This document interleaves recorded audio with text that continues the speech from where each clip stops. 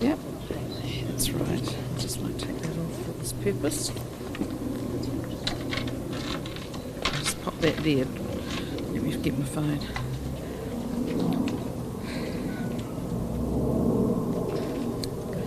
Well, good morning everybody, and thank you very much for joining me today for this pre-budget 2024 announcement at Burnham. Before I talk about that, I just want to acknowledge the terrible tragedy that occurred here early on Wednesday morning, and I think we all feel very deeply for the family and the 16-year-old girl who has died, and for all of those affected. And I want to thank Defence very much for wrapping around all of those involved, as is our way in the Defence Force. And this brings me to today's announcement that we have secured extra funding for Defence of $571 million for Defence pay and projects. And of that, $163 million is for increasing the pay of hard-working women and men of our New Zealand Defence Force, the people who do us proud at home and throughout the world. Our people are at the front line of New Zealand's security in an increasingly unstable world. And that increasingly unstable world makes it essential that we retain our hard-working and well-trained people who, without hesitation, deploy throughout the world to ensure New Zealand does more than just talk about doing the right thing. They're the men and women who, without hesitation, step up in domestic and international emergencies, and I'm really proud to be their minister. And we know the Defence Force has been facing challenges in recent years, especially around personnel attrition, an issue I previously said must be addressed with urgency. We need to stabilise the force, and today's announcement of pay increases for our unified personnel is key to that. As well as increases in remuneration, today I can confirm that Budget 24 includes, and this is of course contingent on Cabinet approval of the business cases, $408 million in operating capital for 7 defence projects. One of those projects is the beginning of the replacement of military operational vehicles used to transport people and equipment, often in off-road situations. Most recently, you will remember seeing these vehicles assist communities in response to Cyclone Gabrielle.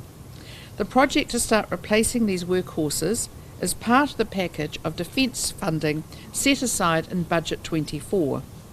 These Unimogs and Pinsgauers, some of which you can see behind me, have given over 40 years service, and it's time to start replacing them. Their replacements will have integrated communications that will enhance interoperability with our regional and global partners such as Australia, Canada, the UK and the US, a crucial step in this challenging world we live in. We've also allocated funding to continue upgrading radio and navigation systems in our NH90 helicopters, upgrade the regional supply facility in Linton Military Camp, modernise and upgrade NZDF devices and systems, improve our national maritime domain awareness, and deliver housing at Devonport Naval Base. This won't be the last time you'll hear from me on investment in our Defence Force. I have asked for work on options for a new defence capability plan to be fast-tracked, and I am expecting this next month so I can discuss it with my colleagues. Once finalised, this plan will shape the government's investment intentions for defence through until 2040. For now, though, I'm happy to take questions on today's Budget 24 announcements. $163 million in remuneration. Sorry, I can't hear you. The $163 million in remuneration, is that over 4 years? It is over 4 So years. that's significantly lower than what the government announced prior to Budget 2023. Why is there such a big difference? Well, this is the amount that we believe we can afford, but also it is a significant improvement as well on the current remuneration package that Defence has. Sorry, so how much extra will our Defence Force personnel get on average? Well, it depends obviously on their current salaries, and that is something that the Chief of Defence Force, incoming one, and Ministry of Defence will work on. I'm not going to say this much, that much, but it is in total 163 million over 4 years. Attrition has dropped significantly Yes. over the past year. What do you put that down to? Actually, attrition has dropped significantly, in particular since December last year. We've got a few things I think we can put that down to, and I think if we look at what was happening in Army, which its peak in December 22 was 17.7%, and now it's down to 10.1%, and Air Force has dropped as well as Navy. We put it down to a few things. Obviously, the remuneration packages are important. I think too, and I've heard this from, let's say, from the front line, they really like deployments, and you'll see that we are encouraging deployments, that we're actively out there making sure that our Defence Force get those opportunities. So I think remuneration and also deployments, and I think too the Defence Force knows that we've got their back, that we're out there with, supporting them, but at the same time I just feel too people are saying we can now afford to be in defence. Do you have a target for the overall attrition number? Sorry? Are there any pay rise? Would you expect it's across the board or in a particular area? Well, it's going to be up to the Defence Force executive team that has to look at that. I would expect that it will be where it's most needed, and I can't imagine that it's going right to the very top. Just how bad is paid Defence Force staff? How many have left? Well, I can't tell you exactly how many have left because I get the attrition rates. What I can tell you, though, is entry level is around 65,000 a year, and mid-level around 85,000 a year. Officers, after about 4 years, are getting anything from 90,000 to up to 180,000 and upwards. So these are the numbers that I've been given, but obviously it depends on what people are doing. Are they on deployments? What training's happening? But they've certainly been an improvement, and we need to make sure we continue to do that. Do you have a target for the overall attrition rate? Well, my personal target, I'm very ambitious on these matters. I enjoy getting those attrition rates down. I would like to see probably around about the 7%. That would be a great target to get. And so we've obviously worked for it, and it may take a little while, but I think we'll get there. Minister, where has the savings, that 99 million, come from within the Defence Force budget? Yeah, well, that's a really good question. So there's a range of savings, and I think that information is being made available to you, but it's around things like consultants, travel, overseas travel, those sorts of things. And none of those are obviously around things like deployments because we've got more of them. So Defence Force were asked to look for savings. They came up with their 99 million. So they're getting that money back as part of this. And so, they've come up with savings, and none of it's around the frontline people having to do what they need to do. Has any of the savings that NZDF found, did any of that go towards tax cuts rather than going towards the front line? No, it's all in the front line. I mean, you just got to use savings. They saved 99 million they found. They're getting 571 million. Quite clearly, it's nothing about tax cuts. But however, having said that, our Defence Force staff will themselves, many of those will be benefiting from the tax cuts. And did NZDF, how close did it get to the 6.5% target? Well, they did well, but well. we're not. But not as well. Look, you can't get blood out of a stone. And frankly, Defence Force that we took over, and I took over as the Minister end of last year, was in a pretty dire state. Morale-wise, attrition-wise, and frankly, I'm not going to ever push them to a state when we've got a very a challenging geopolitical environment. We have more calls on them for deployments. We have more calls on them to step up and keep us all safe. We've got the climate change issues they have to deal with as well, around cyclones and everything else. You're always going to find me supporting defence. Given the deteriorating global security situation, is this funding enough? Well, it's obviously only the first budget of many to come, and the Defence Capability Plan will be something where we can get a far better idea about future funding. But this is the first budget. It's a budget where a lot of other ministries and departments are having to come up with significant savings, and so Defence would be considering, in my opinion, Defence are saying that they are very grateful for what they're getting, and they know that we have a plan to do a lot more. So this isn't the extent of Defence Force spending in the budget? Oh, this is the budget announcement. This is the pre-budget announcement for Defence. But as I've said, we have the capability plan, Defence capability plan, coming to my office due next month.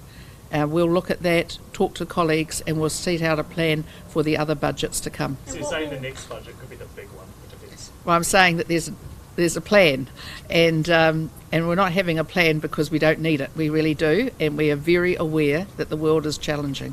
Minister, you acknowledged unfortunate event that happened to this community earlier this week, and the nearest fire station was a military fire station nearby that was unmanned overnight. Would you expect in these budget increases to see those fire stations improved in personnel? Yeah, it's actually really hard for Defence. I mean, they've been suffering these massive attrition, so basically staffing drops, and the engineers and the firefighters, they were also affected by this, and Defence made a decision end of last year that they were going to have to, because they've got Rolleston Fire Service just down the road, that they would work with Rolleston on this, and that's one of the problems we have. So the only 24/7 fire station we've got, I understand, in Army is at Waiouru, because there's nothing close to it.